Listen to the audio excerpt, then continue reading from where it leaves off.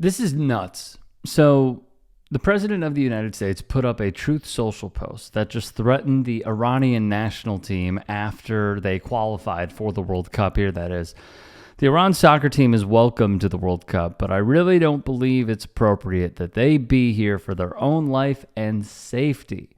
Thank you for your attention to this matter, President, and then he put it in all quotes. So Sid Lowe, a prolific soccer writer who has had his work published in The Guardian and even ESPN.com, to name a few, posted, the usual thing here would be for FIFA and the host nation to reassure the participants that they will be safe. Instead, the Iran football team is told their life would be a threat if they come. This is lunacy.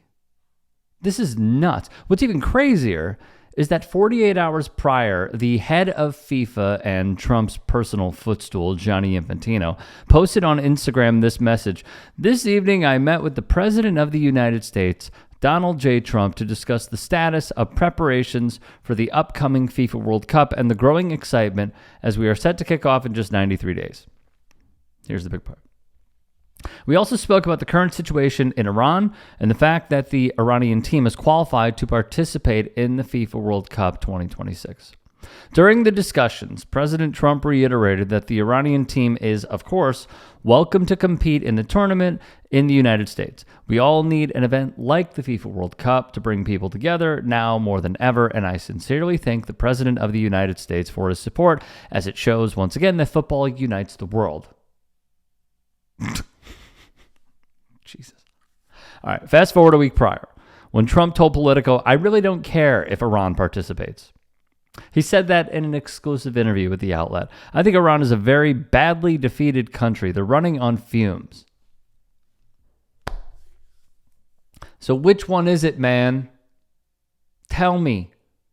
You don't care if they participate.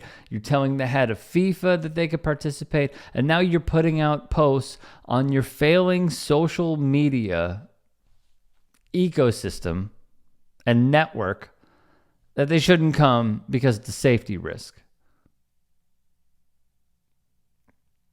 And I truly adore how they're saying this is the unity of football, bringing everyone together. There has been no bigger stooge for authoritarians than Gianni Infantino. He will position himself between MBS and Vladimir Putin at World Cup matches. He will once say, in the build-up to the Qatar World Cup, and even in Qatar, I am a migrant worker. I am gay. I am this. I am that. I am the World Cup. No, man. No, man. And taking this position over and over again, and there's more, but taking this position that FIFA is apolitical is like saying that climate change is a hoax. But guys, don't worry. Don't worry. The head of the World Cup task force is the son of disgraced former lawyer and ex-New York City mayor Rudy Giuliani, his son Andrew Giuliani. He's on the case, guys. Don't worry about it. Now, we should note Iran was the first team to qualify for the World Cup, and now there's uncertainty if they participate.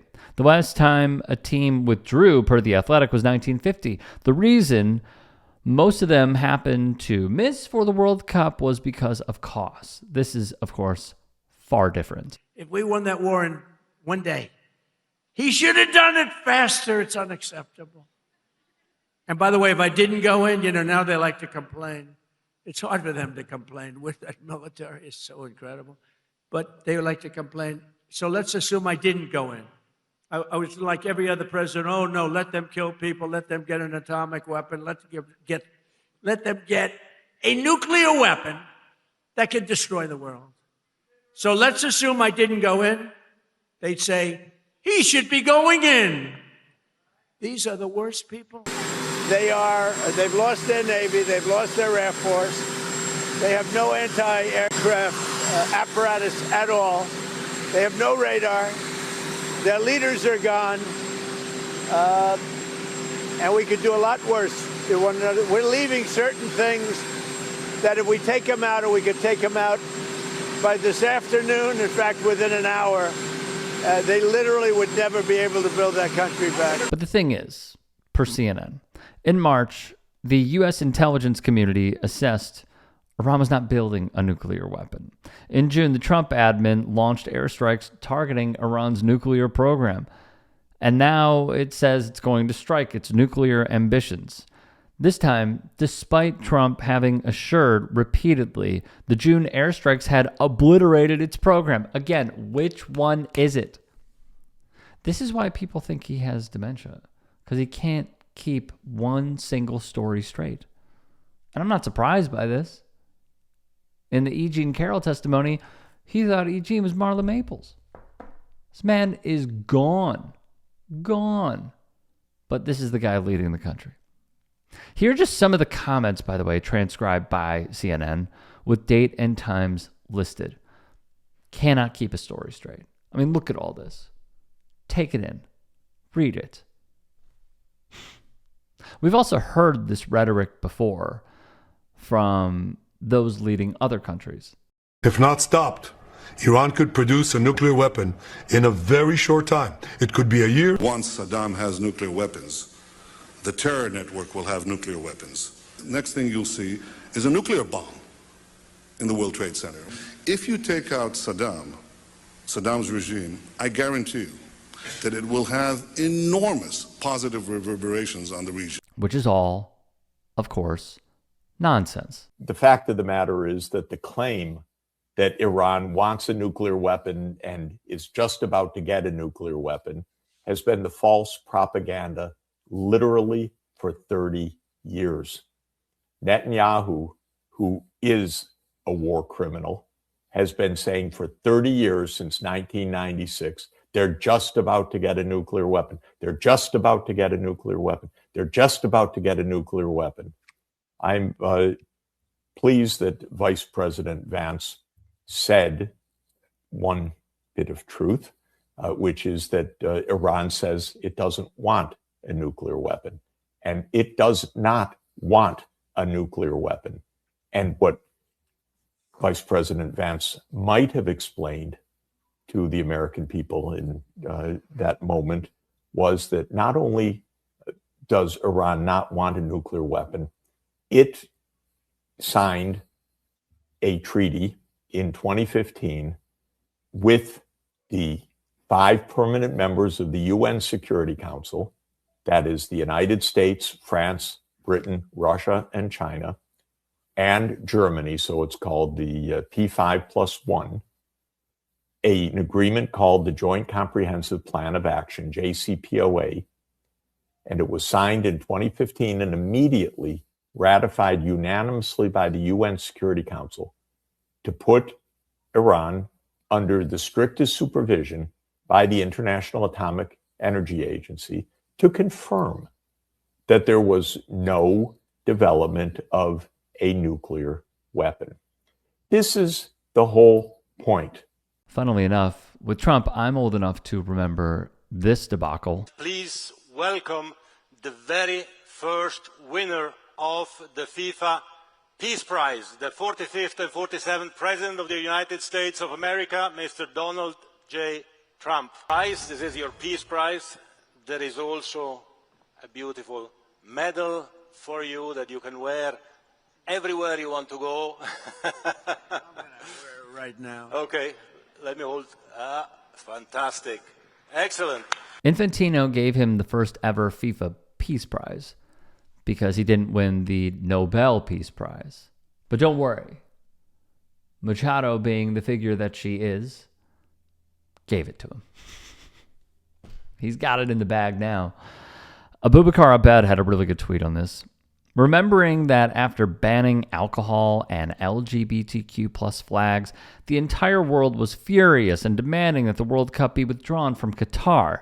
However, they don't blink an eye about a president who has killed hundreds of children in Iran, banned 75 countries from entering the World Cup, didn't even touch on that, from entering the World Cup hosting nation, terrorized and hunted down his own citizens, still going to this day, as ICE is one of the largest militaries in the country, fueled a G-side, and is expanding his colonial project all over the world, as the kids would do. All those points are spot on, every single one of them.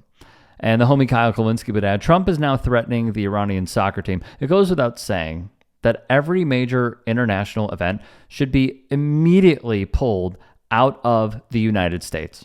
There's no appeasing his terrorist death cult. All of this now has led to speculation that Iran will choose to bow out of the tournament. It is looking likely because of an 80-plus-year-old demented man who is carrying out favors not only for the military-industrial complex, but many other bad faith actors. Ahmad Danyamali, Iran's Minister of Sport and Youth, released a statement that read, what has happened in the past few months shows that the conditions of our national football team to participate in the World Cup do not exist, and this team will not participate in the upcoming event. He would also say a rogue country is hosting the World Cup, adding that we expect FIFA to react to this. They won't, man. They're not going to. Gianni Infantino is there. You think that guy's going to react to it? No. His response likely to this is when Trump does something wrong and Democrats put out a strongly worded statement from Chuck Schumer. Gianni Infantino is a weaker Chuck Schumer. That's basically it. So this is nuts. This is crazy. And it is also hand in hand with why so many Americans are against this war. We know. At least a lot of us do. And the more anti-war we get, the better. If you can and are willing, please become a paid member here at TYT Sports. And or go to tyt.com/join. In addition, you can follow me on Twitter, Instagram, and TikTok. Appreciate it. Have a great day.